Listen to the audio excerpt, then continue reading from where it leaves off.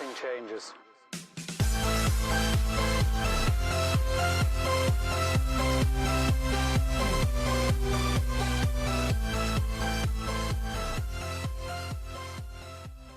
Hey rock stars, welcome back to my channel. This is Casey. No, this is Casey. How you doing, guys? Welcome in.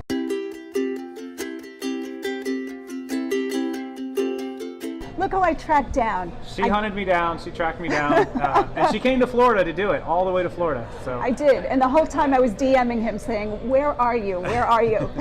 She went from up north all the way to being in Florida, and I kept seeing her getting closer and closer and closer with her social media updates, and then she was like 5 minutes away. So I was like, all right, now I'm here. Yep, so now we've taken over the booth in this restaurant. I don't even know what this restaurant is called. This is called the Corner Bakery. If you live anywhere near here, you probably have eaten here. It's amazing. I love their food, by the way. So we are here with our drinks, just hanging out, talking all things reselling related, YouTube, Amazon, eBay, Posh, all the things. Yep, we've been here, what, like an hour probably? Yeah. Probably about an hour. We had a great conversation, and I think we want to share some of what we just chatted about over there with you guys right here. It was awesome, and I think that your audience is going to enjoy a lot of what we just talked about, but even more so my audience, which I'm going to share this video if you watch my channel or anybody, with everyone. So she's awesome. Her outlook on things is so different than what I normally come across. So I'm like so excited to share this with the audience.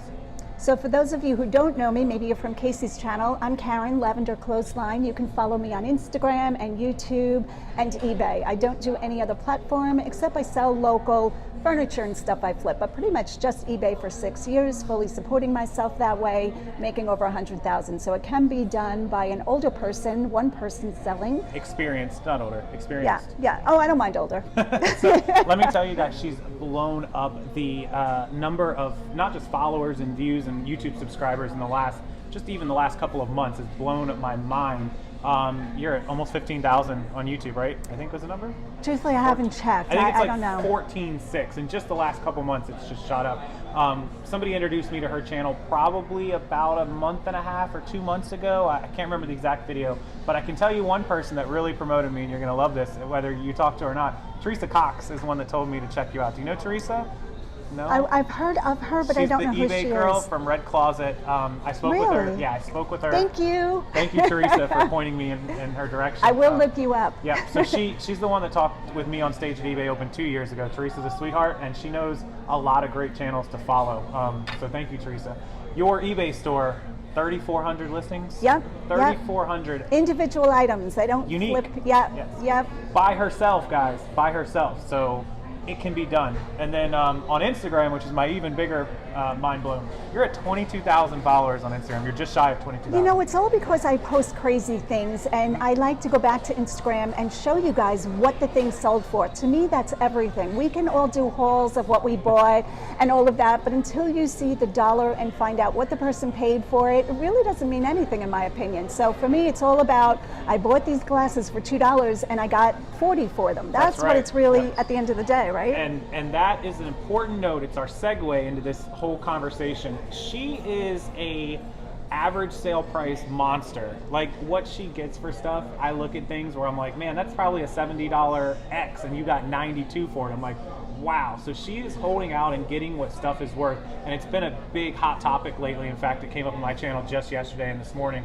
of how to know how to go about pricing, not just to get a good price, but not to undercut and lowball yourself. Yeah, absolutely. And you know, depending, you know, everybody's business is different, and everybody's business model and financial outlay is different. But it's so important because it's not going to help you in the long term to just sell off stuff for pennies, lowball, undercut, and you know that. What is that they say? Fast nickel versus slow dime. Yep.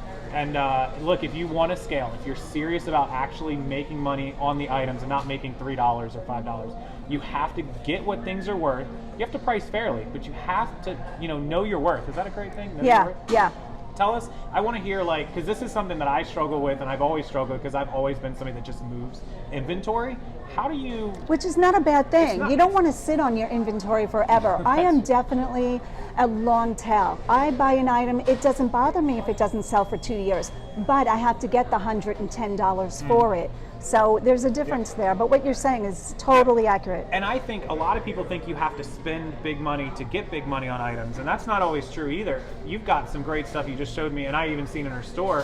One I was watching on that Chanel that you just got, which if you didn't see that video, I'm sure you can go check the rest of her channel out, and if it's on mine, I'll link that video. She found a Chanel, and you paid like $4? $4.50. $4.50, Yeah. and what are you going to sell that for? I put it on for $500 because I start high, but I'm guessing probably around the $325 mark. There you go, $4 into Yeah. $300. I mean, we're talking about serious margin. So those of you that are like, oh, you know, I'd love to sell $300 items, but I can't afford to buy them for 100 or 150 bucks.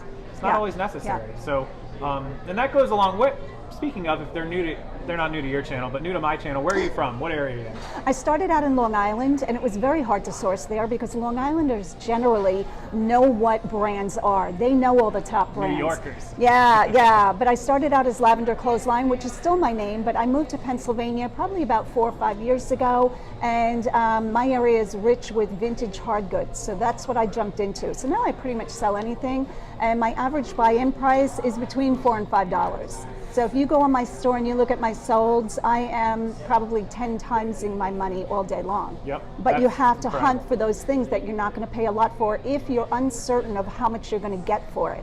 You know, if it's a guess, it's like you don't want to be paying, you know, $75 for an item that you're not positive you're going to get your money back. Right. You know, get good profit. If you're into it for $4 and you know that, you know, maybe you won't get 300, but even if you got 100, you're still in good shape. Like, that's fantastic return. So she's right. Don't guess on things like that. Don't pay. I see a lot of people make a lot of mistakes.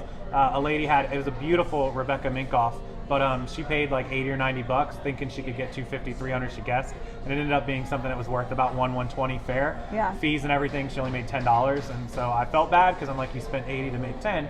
But, you know, that comes into the research side of things. But she still, you know, overall did well on everything else that and she she bought. learned a good lesson. I bet you she'll never do that again. Nope. Expensive lesson, but a good lesson. Thankfully, she was able to get her money out. I think she made like $9 or $10, which isn't great, but at least it could have been worse, for sure. Yeah. So this is something, question that I get, and I wanted to bring this up for you. And in fact, I'm going to put this out in the Facebook group with a clip of this video.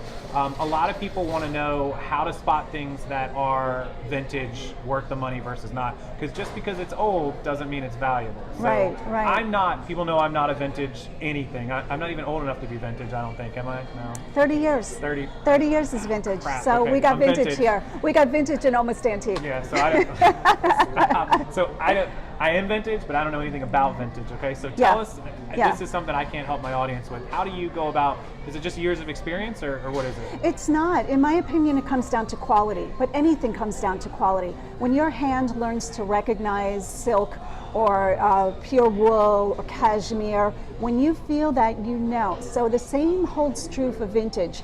When you find a vintage item, you turn it on the bottom and you look, is it made in Europe? Is it made in USA? You look for the telltale signs, but the number one sign, in my opinion, is quality, because back in the day, generally, even average everyday items were better quality produced than we have now. Everything now is disposable. Yeah. Her generation made stuff better. They did. They really, everything lasted. Well, that's something that I've heard from some people. I do know a few of you that watch me on a regular that say you can just, you could blindfold you and feel it. Yes. And you would almost be able to pick out the brand sometimes based on so much. So that's probably something I'm really bad at. I'll admit my faults, and that's one. The other thing that I'm really, really bad about is I can't tell just how old things are. I can tell it might be vintage, but I can't ever tell 60s, 70s, 80s. I'll look at something, I'll be like, I think it's 80s, but it might be older. And the difference sometimes in ages, 10 years, 15 years, could be big, big money. I've sold a couple of older, like vintage polo stuff that are from the 80s that were worth, you know, those $50, $60, $70 t-shirts or $100 polos. And if they had been just 5 or 10 years newer, they wouldn't have been worth 25 bucks. So that's something I have to get better on. Are you good at ages? Like I was raised in a Victorian house, and my mother's normal speech pattern included things like wainscoting and, you know, so I heard some of that stuff. But for me, I go on Pinterest and I will put in 60s style. and let the pictures just scroll in front of your face. You don't have to read a thing. Put in 70s style, do the same thing. Put in 1940 style, Art Deco, Art Nouveau, Antique, Victorian. You just want to do that and look at Pinterest all day long. Take notes, guys. When you find it in the thrift store, you're going to be like, oh, that looks 60s. You won't even realize you're doing it. Wow, see that? That's write it down. I'm about to put the note down in my phone after we leave. Pinterest, Pinterest I've been on probably like 3 times in my life. So, yeah, it's a good tool. And that's sad because in my house, with my fiance being a photographer, she lives on Pinterest. Yeah. And I don't. So that's something that's probably how I'm going to learn to get better at this stuff. So take notes, guys. My audience learns from me every day, and you have a whole different outlook and a customer base. Your eBay store is Lavender ClothesLine. If this is my video you're watching, I'll link it below to go check her stuff out. This is the other thing that I think a lot of people get stuck on. You have such a mix of things. You have such a wide range of vintage. You have some new stuff. You have hard goods. You have, you don't just look for certain things, do you? It's whatever I comes to pretty your eye. much caught on to it early on. When I went to the thrift store and I'm looking for clothing, if all of a sudden I see a vase on a shelf and the thing is gorgeous, I'm not going to say, hey, I only buy clothing. I'm not picking this thing up. I'm on my phone, especially the first year. I comped every single item, guys, every item. So if I bought 50 things, guess what? I was comping 50 things. I don't want to leave a stone unturned. I am like a hound dog. I want it all. I want it. Yeah. Research and time now will save it for you later. 'Cause absolutely. The next time she's in that store and sees the vase, boom, she's just going to grab it. I know what it is. Yeah. A lot of you ask me, an email I get a lot is about niching into certain things, and I've done it, but I always tell people, especially if you live in one of those areas, I get the same emails from people who are like, I can't find a lot. I'm like, I think it's because you're zoned, your tunnel vision. Yes. And if you opened up, you would see that there's more around you than you even knew before. So while niching is fine, and if you know a good item, if you're a great necktie seller, by all means, buy all the neckties you want. Absolutely. But don't pass on other stuff simply because you walk by and you're like, oh, it's not a tie, let me just walk by it. Don't do that. Yeah, Please just don't. spend 10 minutes. Go for your neckties, but then take 10 minutes at the end of your shopping trip, pick one thing, boots, silk scarves, something, and just concentrate on that. Learn one thing at a time. Yep. Don't get overwhelmed by it, because we all know thrift stores can be overwhelming. You don't know what to buy. Rockstar lesson number 47 is don't get overwhelmed. I must say that about 30 times a day. Yeah. Every question is like, you're overwhelming yourself. So that's great. That's another great piece of advice. I'm gonna have to go home and like literally pen and paper and write all this down from her. And this is, people ask me all the time, do I watch YouTubers? Do I learn from other people? And they're like, do you watch all these, God Love Wade, we were just talking, I love all the people that do what I do. I like watching people that do what I don't do. Yes. Because I don't know anything about the stuff that she sells. And I've looked through her store 100 times. I save all these stores. I bookmark them. I hit the little save seller. In fact, I've saved so many sellers, eBay told me I can't save any more sellers. Really? I ran out of, I think it's like 250 stores you can save. He's just checking out what we're selling so he can... No, I do try to learn though. Like, obviously some of you are buying and selling the same things, but look, I bet if I went through all your stores, very few would have a handful of the items that she has in her store. It's so unique. Go take a look at it. Come back to this video and comment, and I'm going to watch the comments come down. They're like, wow, wow, wow. Because even when I look at stores like that, I'm like, wow. Not to mention it's 3,400 listings. So how long, would you say 6 years that to build that store? I've been selling full-time 6 years. 6 years to build that store. So that's incredible. And doing 6 figures by herself. Well, 5 hours a week. I have to put this disclaimer. I do have my middle daughter, Lisa, which you guys all know her. She does photography for me 1 day a week just to help pump this stuff out because I buy a lot. You do I always have how many pieces a week do you think? Oh my word, I couldn't even tell you. Over 200 every 200 week consistently, if not more. Yeah, there'll be times I'm in the thrift store. I have 7 carts, towering. So lately I've been saying I got to get a chain to chain my carts because I'm pushing 7 carts. Push 2, go back. Get 2, go back.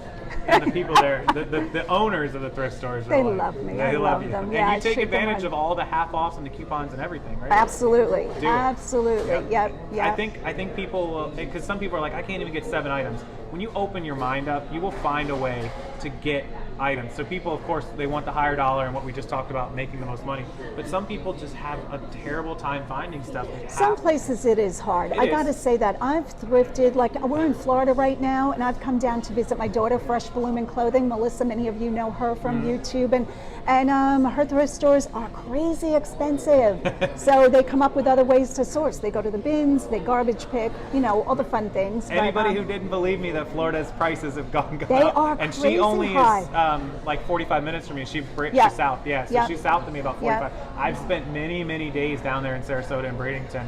It used to be part of my pawn shop routes when I went down there, and I saw the prices go up and up, and so we had to get creative. Yeah. We talked about that too, getting creative and buying outside of it. In fact, one of the ways that you source, and I've given this to some people, but I'll float the little teaser here, sourcing from, and you had a good name for it. What did you call it? Buying private closets. that Buying one? private closets, yes. Yeah. So what is that? I've explained it a little bit, but for anyone that doesn't know, tell them how you do it, and then I'll add to it what we did. I know some people do it different ways. The way I do it is I put it out in my social circles. So I'll play golf with girlfriends, or I'll go out with friends on a Friday night, and I casually mention, hey guys, if you know of anybody who wants to dump a big amount of their clothing, they've changed jobs, changed sizes, I buy clothing. And I just put it out there, and my friends have my number. So I will get calls or emails. I give them my business email and saying, you know, hey, do you want to buy this or whatever? And we exchange, we get on the phone and explain to them, you know, I pay this much for a mall brand, this much for whatever. But I always tell them, if you have good items, I will pay up for them. I will never undercut or whatever. And so I have people come to my house quite often, and they bring carloads of items. And you know, when a private person is bringing their items, it's been my experience that they don't bring you dirty items, ripped items, because it's they themselves giving a friend the opportunity to buy their items. So it's been a great experience. And then when they leave, I have 200 items sitting there, all ready to go. That So, they've pretty much cleaned or laundered. Yes, They take yes, pride and in brought it. to me. It's Yeah. almost all prepped. You can just get to work on it. So what's Yeah. great about this? One, she mentioned it right at the beginning. If you're fair with them, they're going to come back to you. Yes. That's networking and repeat customers. Oh, by the way, all those other girls they're going to tell, hey, yes. Casey, Karen, and Melissa, they gave me a great deal on buying the stuff. If you want to get rid of it, guess Yeah. what your phone's going to do next week? It's going to ring again. Yeah, So, because they don't want to bring it. They have a choice. They can either bring it to Goodwill, most likely, or another thrift store, or they can make a few dollars on it. So it works out for everybody. And I know that everyone, whether you live in an upscale area or a normal area or middle class, there's always neighborhoods around you. And this was the tip that I shared with everyone. There's always Facebook groups for pretty much every neighborhood, at least in this area. So where I live is an everyday middle class, you know, $200,000-$300,000 houses, you know, two normal single family. Behind my neighborhood is a neighborhood that starts in the $1 million houses, and it's full of these people. And so I always gave everyone the example, and for your audience I will. A lady's husband was retired. He's probably 55 years old. He retired from being a lawyer. They lived in a beautiful $1.5 million house. She was about to take his bag of suit jackets to the thrift store, to Goodwill probably, because she said he's done. He's wearing button-down shirts and t-shirts from now on. I never want to see him in a suit jacket ever again. I've seen him in suits for 25 years, and they're gone. And she had 51 suit jackets. And so she had put them on a Facebook group, which I just happened to see, and I was like, hey, if you're driving those to the Goodwill, I will buy them right now. And again, she's right behind my neighborhood. So she put it on Facebook that she was donating it? Yes, she put it on Facebook. She said, does anybody need a suit jacket? I'm about to take 50 suit jackets. man. And this was... Casey's like, yeah, I need 51 of them. Yeah, I need them all. Yeah. So I immediately messaged her and I said, hey, when are you taking those to Goodwill? I live right next to you. You know, I told her the neighborhood, and she was like, well, I'm going in an hour. And I was like, when you pull out of your neighborhood, pull into Starbucks and tell me, and I'll be right there. It's good you have a fast car. Yeah, no, I couldn't get I couldn't get to the ATM quick enough to get $50, right? Oh my gosh. And so, yeah, I drove to Starbucks. She cracked it open. I mean, they were all like, he had just got them pressed from the dry cleaner in a bag, Love ready that. to go. I gave her the $50, and we sold 2 suit jackets. That was like a Thursday afternoon. By the weekend, we'd already got the money back, and Kate, the whole next week was just listing suit jackets, and there was Armani and Polo and Calvin Klein. That's amazing. Some of them were just reasonable, but some of them we sold for $50, $60, $70. So we made, if I had to guess on that, probably $1,500, probably pretty easy. And how long does it take you to get 50 items at a thrift store if you were driving to the thrift store? That are nice that and are in good condition. at a good price, Exactly. ready to go. Yeah. To get 50 anything takes a little Yeah. time. It took me 5 minutes. I literally pulled into the Starbucks, handed her $50 and was home in 5 minutes, and we're ready to go. So even if you can't, you can't hit up everyone on a Facebook group, but if you can get one person a week or 2 people a week and get 100 items out of it, that's 400 items a month without ever stepping foot in a thrift store. Anytime you can save yourself from the hunt, from going to the different stores, it's not only the amount of money you're making on that, and most likely you're buying it at a lower rate, but it's the time, because time is money, especially when we don't all have 100 employees. When we're 1 people or 2 people doing this, your time, you're saving all that time. Everything. So right there, that's money. It was phenomenal, and again, you're going to get good prices. Every time I've bought like that, Kate bought, she actually contacted someone in the same neighborhood, go figure. Their daughter went to college the semester before and had left all her clothes and basically told her mom to donate them. And so they had bags. It wasn't the best stuff. It was Abercrombie, Hollister. There was a lot of Victoria's Secret. There was some Nike running pants. There was a couple pieces of Lululemon. So it was decent. They had, it was like 85 pieces, and she was just like, we were going to put them on the Facebook page for $100 for everything. I was like, I'll give you the $100 right now. It was $1.10 a piece or whatever it was. And drove down there, got them. That was $500, $600 worth of stuff easily. And That's again, amazing. it was 85 pieces all in one trip. I was with that lady for 15 minutes, 20 minutes. Yeah. She gave me her address. And how long would that have taken you to go into 1, 2, 3 thrift stores to find that? Yeah, so that's, my average in a store, we talk about it in like the half off, probably 20 pieces. So you're talking 3 or 4 stores at an hour each, so 4 hours, 15, Is 20 that your minutes. average time in a store? When you go into a thrift store, how long do you expect to? Yeah, I try for an hour. Like half off Salvation Army days. We have a small one I can get in and out of in 45 minutes. Okay. I don't go through women's as much as I used to. I focus on men's. I go through all the jeans and the pants. I go through all the shirts. I go through, the polos, the button downs. That's t-shirts. amazing. I used to go through women's. Look, I'm not passionate about women's clothes. I'm not a woman. I don't wear them. I know what to look for, but I can't pick stuff out as quick as I can. Like I can men's. I can see a Robert Graham from across the I was room. going to say, But when I see women's, sometimes I can spot a LuLaRoe because it's obvious. Yeah. I can't spot a Eileen Fisher top from across the room like some of you ladies can. So I know You what need to learn Eileen Fisher. I do. It's good money, and I do. always tell everybody that. Everybody knows Eileen Fisher. It's such a great brand, but you know what? We actually have quite a bit here.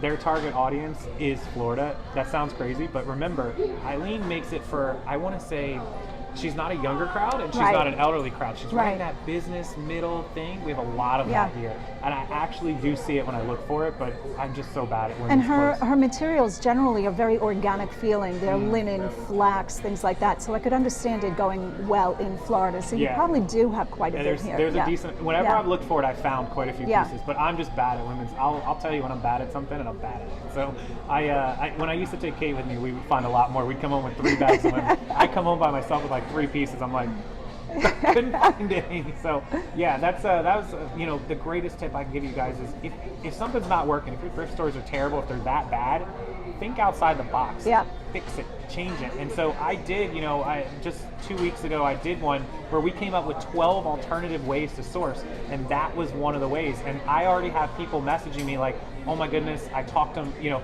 talk to the Facebook group owner. Don't just get booted out. That was the tip I gave them because they don't want you to spam. Talk to the group owner. Take them to Starbucks. Take them out for lunch. Get them to allow you to post something. They don't want you to spam like selling diet pills, but if you're just putting something up that says, hey, if you're going to go to the Goodwill anyways, just send me a message and tell me what you have. It doesn't mean everything's good. Some of it's junk. That's fine. You can, politely pass and say, hey, I'll just pass on this. But you'll find stuff. When I used to do it, oh my goodness, 15, 20 people in a weekend would message me.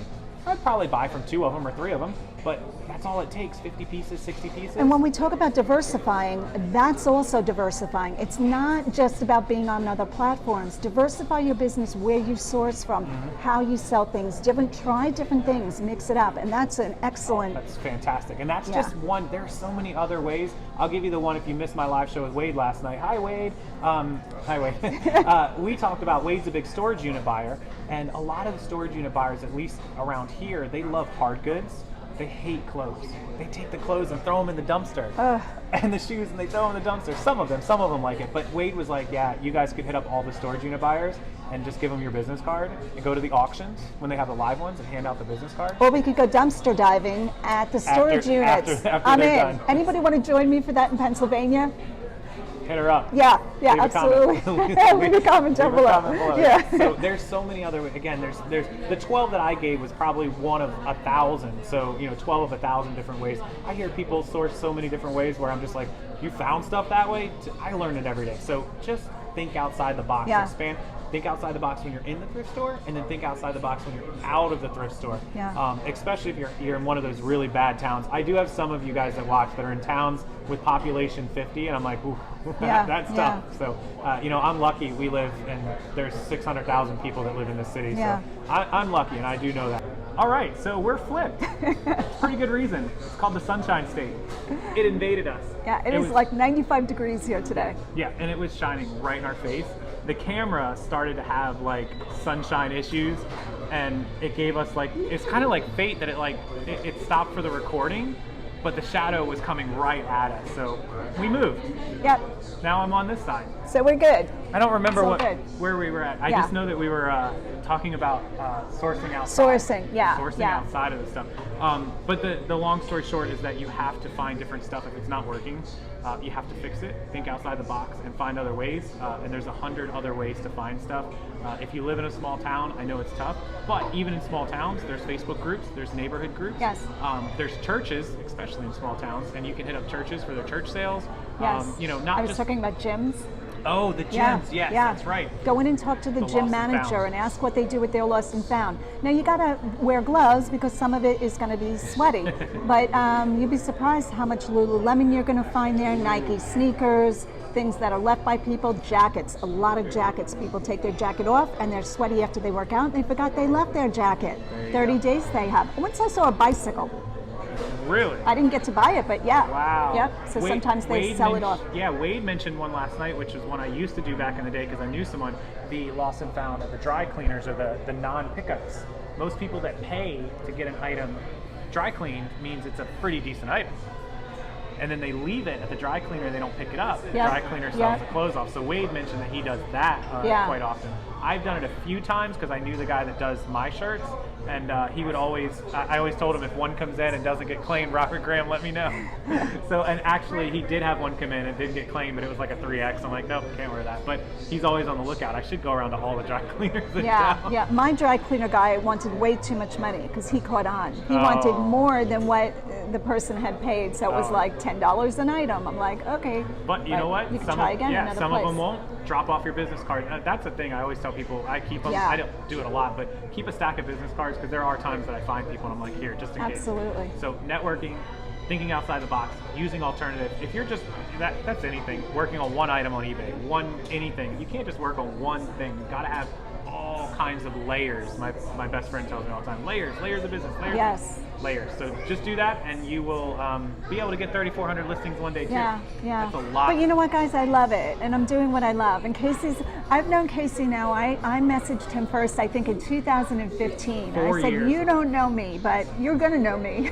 And one day we'll make a video. Yeah. One day we'll be sitting in a restaurant making a video. And 4 years ago, I was probably like, no, I don't want to meet anyone. No. But here we go. So 4 years later, man. But Casey does encourage me to get on Posh or to do Amazon. But at this point, for me, it's about doing what I love. I'm absolutely in love with selling what I sell. So right now it's working for me. I have the capital to be a long tail, to wait on my items. Yep. But who knows? Never say never. I always say, oh no, I'm not going to do that. And then, lo and behold, there I am, just like YouTube. So. I'll get her to do something different. I'll get her to do one thing. Don't spread yourself thin, but she's built up an empire to most of us on eBay. 3,400 listings, a lot of listings. And Colleen, if you're watching this, she's going to be your new best friend, I promise. Let's get together, Colleen. She lives in PA, and she has all your information. So, go do this. So I will now be stalking you. Yeah. Rockstar Stalker will turn into Colleen Stalker. People put that all the time. They're like, I was Rockstar stalking your store. I'm like, oh, thanks. But 3,400 listings is a lot. But just to give you guys an example, I don't expect everyone to just get a 3,400 listing store, but it can be done. So those of you that have 200 or 300 and are like, man, I really want to get a bigger store, it's overwhelming me, it can be done. You have to get a process.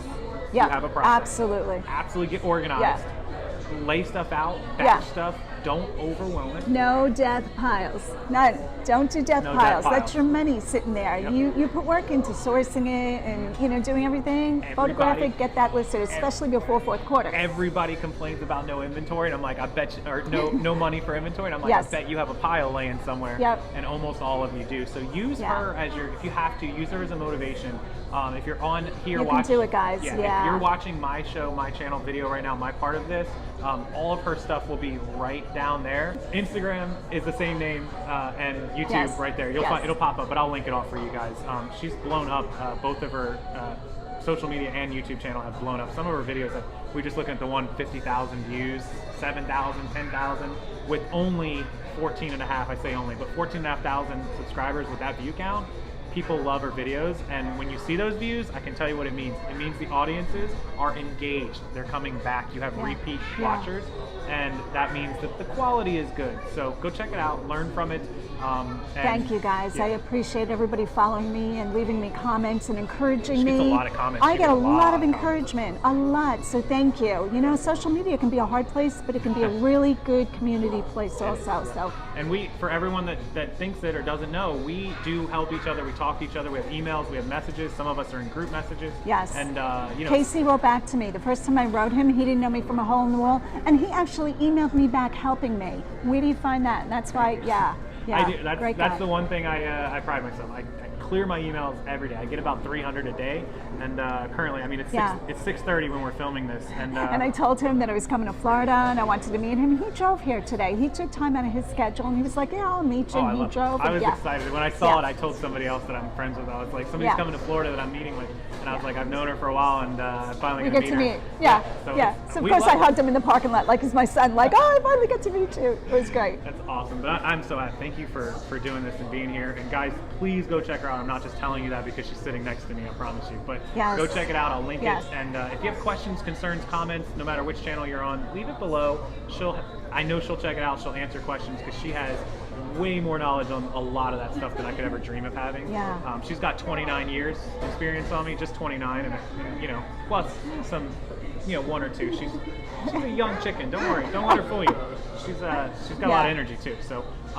And guys, on my channel, if you're looking for somebody especially to explain seller updates, Casey's my go-to guy. When those eBay seller updates come out and we don't want to read that and think about what, Casey gets it, he nails it every time. So when those updates come out and you feel confused about like, okay, how is this going to affect me as a seller? Check Casey's channel out, especially for that. So I'll link his channel down below also. Thankfully, I have an inside secret on that. I have somebody at eBay that emails me the day before. It shows. Gives me some bullet points. Yep, I do have that little insight. But if there's anything else, I mean, I think we covered a lot. I think that's it. I hope a lot of people take a lot out of this. And if there's anything you need, please, you can email me. And if you want to send me something to forward to her, I'll be happy to do it for you and get the answers as well. Otherwise, just follow her, comment, ask her, and she'll respond to you. She's super on top of that. My email is lavenderclothesline@gmail.com. So you can feel free to shoot me a message. There you go. So it's awesome. I'm so happy we did it. Yes. We're gonna close it out. We lost our son. But thank you guys so much for joining us. I appreciate it. And we will see you. I'll see you in the next video. And hopefully she will see you as well if you're watching from my channel. Thanks so much, guys. Bye, guys. Bye.